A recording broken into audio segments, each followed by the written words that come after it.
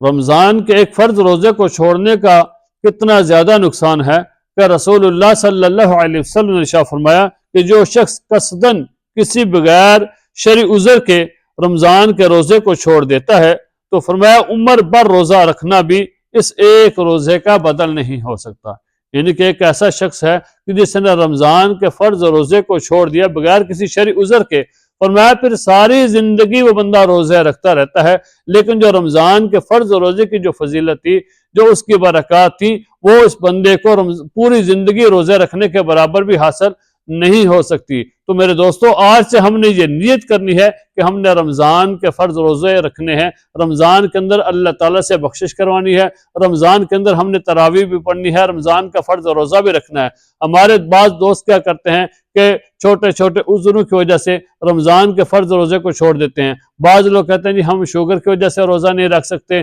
بعض لوگ کہتے ہیں جی ہمارا کام اتنا ہیوی ہوتا ہے کہ ہم کام کی وجہ سے روزہ نہیں رکھ سکتے، بعض کہتے ہیں جی ہمارے پاس ٹائم نہیں ہوتا کہ ہم کام کے اندر اتنے مصروف ہوتے ہیں کہ جب صبح سحری کا وقت ہوتا ہے تو ہم بھی اس وقت بھی کام پہ ہوتے ہیں، جب افطاری کا وقت ہوتا ہے تو اس وقت بھی ہم کام پہ ہوتے ہیں، تو ہمارے پاس ٹائم نہیں ہے کہ ہم روزہ رکھ سکیں، ہمیں وہ طاقت نہیں ہے ہمارے پاس۔ تو میرے دوستو، رمضان کا ایک فرض روزہ ہے، اس کو ہم نے ضرور رکھنا ہے، اور ہمیں اس بات پر تو اللہ تعالیٰ کا شکر ادا کرنا چاہیے کہ ہماری زندگی میں اللہ تعالیٰ نے ہمیں ایک بار پھر رمضان کا مہینہ، برکات والا مہینہ، رحمت والا، بخشش والا، مغفرت والا مہینہ عطا کیا ہے۔ تو اس مہینے کے اندر تو ہم نے زیادہ سے زیادہ اللہ تعالیٰ کی عبادت کرنی ہے، رمضان کے فرض روزے کو پورا کرنا ہے۔ اگر ہم رمضان کے فرض روزے کو نہیں پورا کریں گے تو یاد رکھیں کہ اگر ساری زندگی بھی ہم روزے رکھتے رہیں تو اس کی فضیلت کو، اس کے برکات کو ہم حاصل نہیں کر سکیں گے۔ تو ہم نے انشاءاللہ رمضان کے فرض روزے پورے کرنے ہیں۔